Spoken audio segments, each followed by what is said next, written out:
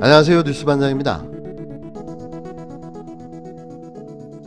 4.7 서울시장 보궐선거 야권 단일화 여론조사 결과 오세훈 국힘당 후보가 안철수 국민의당 후보를 꺾고 본선에 진출했습니다. 존경하는 서울시민 여러분, 당원 동지 여러분, 감사드립니다. 진심으로 감사드립니다.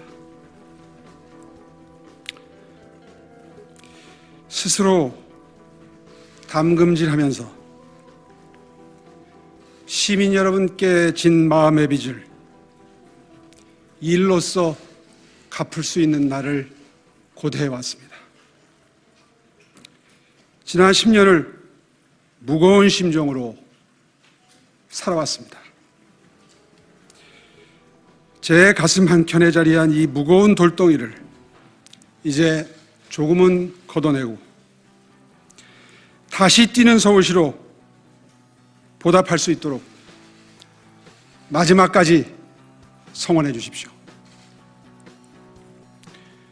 분노와 절망 속에서도 희망을 선택해 주신 여러분의 마음을 겸허히 받들겠습니다. 결국 안철수는 새가 되고 말았는데요. 사실상 정계 은퇴 선고에 가까운 결과인 거죠. 안철수는 이 결과에 승복할까요? 아니면 찰스 맛을 보여주며 각계 전투를 선언할까요? 이대로 물러날 안철수가 아니기에 그의 다음 행보가 기대됩니다.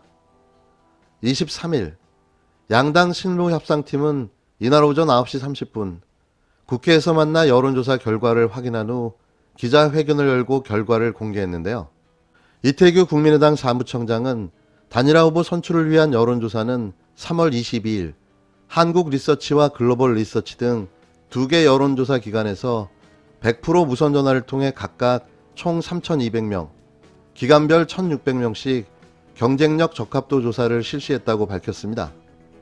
이어 다만 공직선거법 제108조 제12항 102호에 따라서 여론조사를 통해 결정된 야권 단일화 후보를 호명하는 것으로 결과를 발표하겠다고 설명했는데요. 정양석 국힘당 사무총장은 이번 서울특별시장 보궐선거 야권 단일화 후보는 국힘당 오세훈 후보로 결정됐다며 감사하다고 결과를 발표했습니다. 여론조사는 두 기관에서 경쟁력과 적합도를 나눠 물었는데요. 국힘당 관계자는 오 후보가 4개 여론조사에서 경쟁력은 2%포인트 정도, 적합도는 4에서 5%포인트 정도 높게 나왔다고 밝혔습니다. 이와 관련해 더불어민주당 정청래 의원은 결과가 있기 전 같은 날 오전 TBS 김어준의 뉴스공장에 출연해 각각 두 후보의 패인을 예측 분석하며 누가 되든 단일화 여론조사 후 쇼통이 있을 것이며 지지율은 폭망으로 이어질 것이라는 예언을 했는데요. 아마도 그 수순으로 갈 듯합니다. 많은 분들은 누가 될 것인가 이게 관심이 많을 것 같은데 저는 누가 안 될 것인가 이게 관심이 많아요. 그래서 예를 들어서 오세훈 후보가 졌다. 그러면 내곡동 땅의 파고를 넘지 못한 결과 아니겠는가 이런 생각이 들고, 만약에 안철수 후보가 졌다. 그러면 김종인 비대위원장과의 감정 싸움에서 졌다. 탄압으로 인해서 이런 생각이 들어서 단일화 이후에 후유증이 클 것 같아요. 그래서 오늘로서 이제 단일화 쇼는 끝나지 않습니까? 그래서 이제 쇼통이 앞으로 있을 거다. 양 진영 간에. 그러면 지지율은 빠지게 돼 있다. 이런 생각이 들고요. 김종인 국힘당 비상대책위원장은 23일 오세훈 국힘당 서울시장 후보가 야권 단일화 후보로 선출된 것과 관련해 제1야당의 후보로 단일화된 것은 처음부터 상식이라고 생각했다. 결과가 좋게 나와 기쁘게 생각한다고 말했습니다. 김 위원장은 이날 국힘당, 국민의당 후보 단일화 실무단 협상이 야권 단일화 후보를 발표한 직후 기자들과 만나 상식이 통하는 것을 시민이 입증해 준 것에 대해 감사하게 생각한다고 밝혔는데요. 김 위원장은 오 후보의 승리 요인에 대해 안철수 국민의당 후보가 스스로 단일화 후보가 되겠다고 한 효과가 커 지지도를 어느 정도 유지했는데 우리 당이 후보를 지난 4일 확정했으니 노출된 시간이 짧아 염려하는 사람들이 있었다며, 하지만 우리 당의 힘이 기반이 돼 오 후보가 결정됐다고 본다고 말했습니다.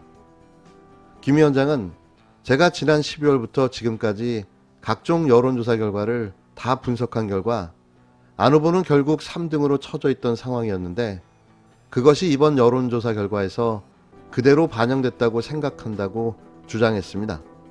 김 위원장은 안 후보에게 본인이 스스로 단일 후보가 확정되면 열심히 선거를 돕겠다고 한 말을 지키기 바란다며 대못을 박았는데요. 또 허튼 소리로 나올 것을 우려해 미리 경고한 것으로 보여집니다. 이로써 서울시장 선거는 민주당의 대승으로 끝나지 않을까 생각됩니다. 내곡동 땅 투기 의혹이 점점 드러나며 오세훈은 깊은 구렁텅이로 빠져들고 있는데요. 누가 봐도 개인의 이익을 위해 셀프 지정과 셀프 보상을 받은 거죠. 이런 자가 서울시장 후보라고요? 이명박이 겹쳐 보이는 이유는 뭘까요? 23일 친일 맛집 조선일보에 황당 기사가 눈에 들어왔습니다. 법무부가 국민 청거를 받은 이들 중 일부를 선정해 검찰청장 후보 추천위원회에 올리면 추천인은 그 가운데 3명 이상을 법무부 장관에게 추천하게 되는데요. 이후 법무부 장관이 최종 후보자 1명을 제청하면 대통령이 임명하게 되는 겁니다.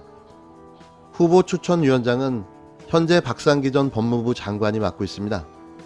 선거 자체가 자유롭기 때문에 1차 청거 명단에는 무리한 조국 사건 수사로 3차례나 좌천됐던 한동훈 법무연수원 연구위원, 정권 흔들기 월성 1호기 경제성 평가 조작 사건 지휘로 정치검찰로 낙인 찍힌 이두봉 대전지검장, 윤석열 전 청장 징계에 반기를 들었던 조남관 대검 차장 등이 포함된 것으로 전해졌는데요. 2008년 강원랜드 의혹 수사 당시 권선동 의원 영장 청구를 두고 문무일 청장과 충돌했던 양부남 전 부산고검장도 청거된 걸로 알려졌습니다. 특히 한동훈 이두봉 검사장이 청거된 것을 두고 검찰 내부에서는 수사 경력면에서 다른 후보들을 압도하지만 청장이 될 가능성은 제로라는 말이 나왔다는데요. 떡줄 사람은 생각도 안 하는데 지들끼리 김치국물을 한 사발씩 마셔대고 있는 거죠. 어디 감히 한동훈 이두봉이 나옵니까? 조 차장도 한명숙 수사팀의 재소자 위증교사 의혹에 대해 또다시 불기소 결정을 함으로써 청장 레이스에서 탈락했다는 소문들이 무성한데요. 하지만 애초부터 조남관은 리스트에도 없었을 겁니다. 그러면서 문재인 대통령 임기 마지막 검찰청장으로 이성윤 서울중앙지검장, 한동수 대검 감찰부장 등이 유력하게 거론되고 있는 것으로 알려졌는데요. 새 청장은 후보 검증과 추천 등을 감안하면 이르면 4월 말쯤 임명될 것으로 보입니다. 저는 개인적으로 비검찰 출신의 한동수 부장이 적임자라고 생각하는데요. 상징적인 측면이나 능력면에서 비검찰 출신의 검찰청장이 꼭 필요한 시점이라고 보여집니다. 그래야 검찰이 바뀝니다.